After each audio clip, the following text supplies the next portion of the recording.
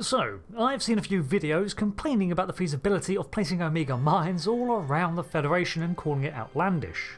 And I'm going to use this as a springboard to talk about the size of the Federation and why I think it's entirely possible to place mines all around the UFP border, despite it sounding certifiably insane when I first started working things through. While I have issues with how the Venari Ral so far have been foreshadowed, let's use lore to examine the situation, and I'll take you through my process.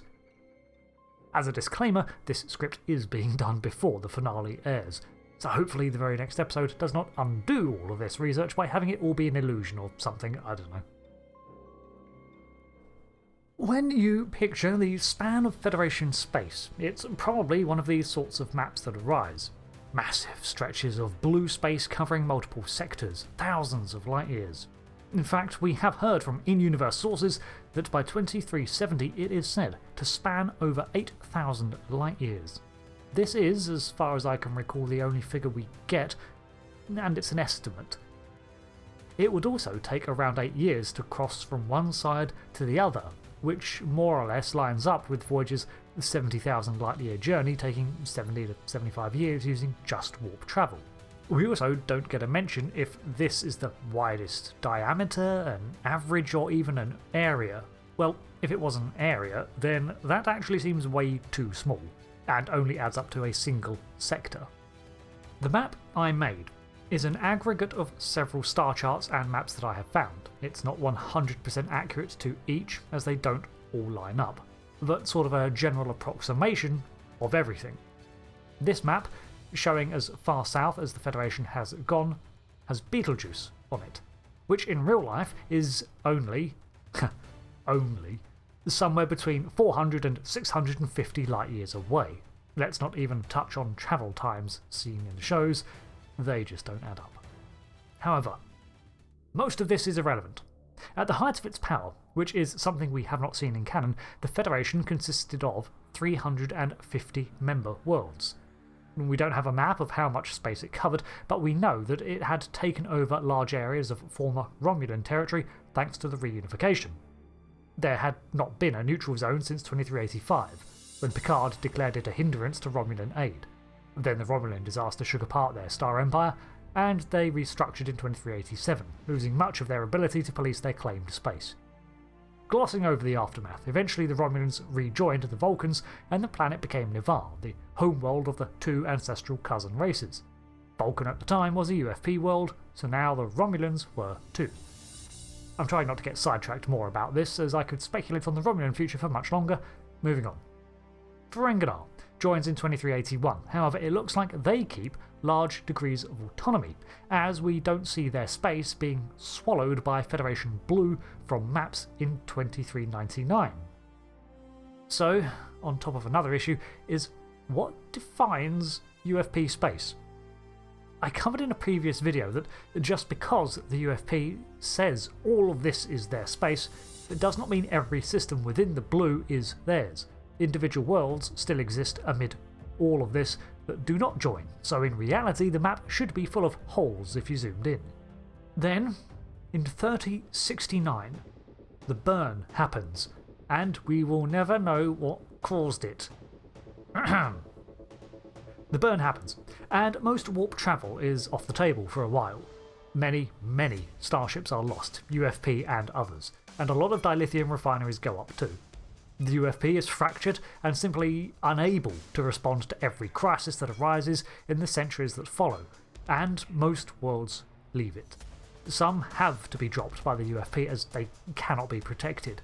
Some react fearfully and turn to their own defences, while others band together to create their own alliances. By the time the panic passes, the Federation is at its smallest since its founding, with only 38 worlds left. Staples like Ni'Var, Earth, Andoria and Beta Z are gone, and Starfleet is reduced to operating out of its mobile Federation station. Now, this too is in the past, by 3195, and it has grown again to at least 63 members. Possibly more, we don't have an exact figure, but its primary drive at this time is rebuilding. So how does this look on a map? Well, we get to see one, the minefield around the Federation territory as of 3195. if we take it to assume each mine is just outside of the border of claimed space, then this is the Federation's size now compared to a map of the 25th century. Interesting to note, it has retained some of its presence in the former Romulan space, while the Klingon border remains pretty much unchanged. All territory east of this has been relinquished, it seems, as well as a swath of northern and pretty much all of its southern explorative missions and deep space presence. That's gone. Ferenginar is apparently still a Federation world, yet remains its own power, and Cardassia continues to exist, maintaining a similar border with the UFP. The Zenkethi and Breen territory is radically different too, with the Venari Ral now operating in this area, and a whole new power from the Sorothians. Right, so while clearly heavily diminished, the Federation is still rather large, although no longer the 8,000 light-year figure that we originally heard, which frankly seems difficult to make sense of anyway. So, with Betelgeuse to Sol as my measuring stick of 650-ish light-years, then it looks like, around its widest point, what the Venari Ral mined was about 130 light-years.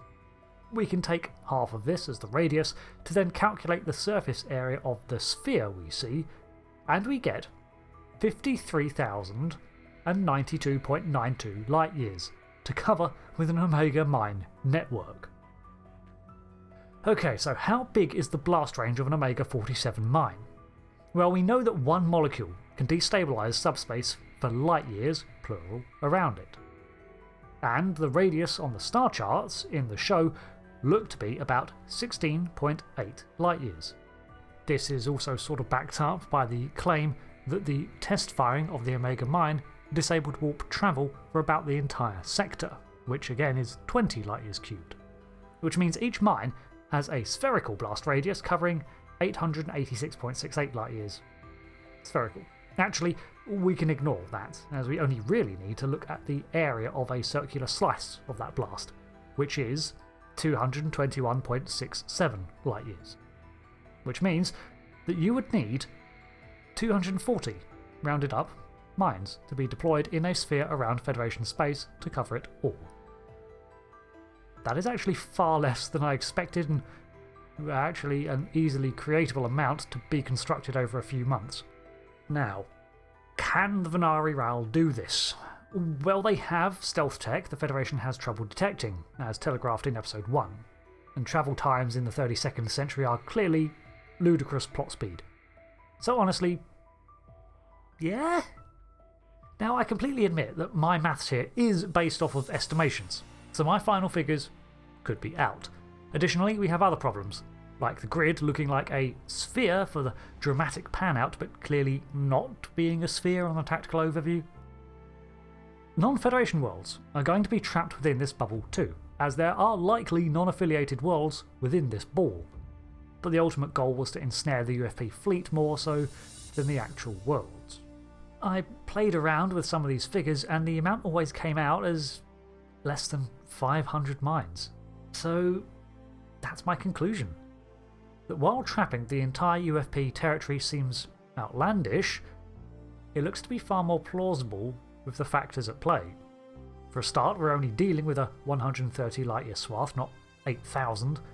The Omega-47 mines seem to have a massive blast radius in subspace, according to the screen, and the final figure for covering the sphere only requires 240 mines or so to be manufactured in a few months.